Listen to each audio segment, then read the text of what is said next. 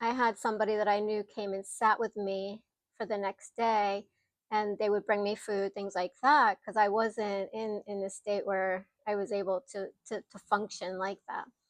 Um, and then as I mean, I could function, but I really wasn't wanting to. I was kind of trying to focus myself, stay in the body, and not really worry about cooking or things like that. So they kind of helped out in that way, uh, bringing me food every now and then.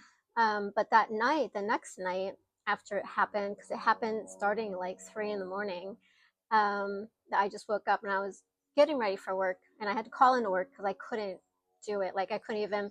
I was in the shower and I was like, I'm gonna pass out or something. I just couldn't stand up. I just kept my body rocked, and so from that point I called off work, and then the rest of the day I was in the hospital probably about a couple hours, and they couldn't find anything, so they just sent me home. They were like, like maybe I was just weird or something. I don't know, but they couldn't find anything, so they couldn't hold me. And I went home and kind of just sat there, and it felt like I was floating, like I was just hovering and floating over my body. It wasn't really in the body, and I felt like the body was so light and floating. Like had my meditation pillow, and I was just sitting there trying to relax and ground myself, um, doing crystal work, gritting, and what they were telling me, following guidance.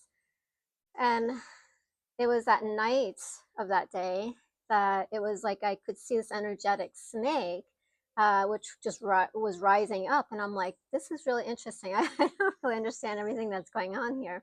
Like they didn't tell me, right? It was, it was kind of, I'm always like the last one to know. I'm like, why am I always the last one to know what's going on here?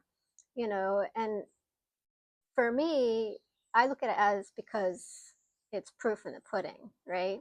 Because if I knew about it, then it would be my mind creating it, right? And so if you don't know about it and it's happening and then you research it after, then you're like, oh, well, I can make the connection now.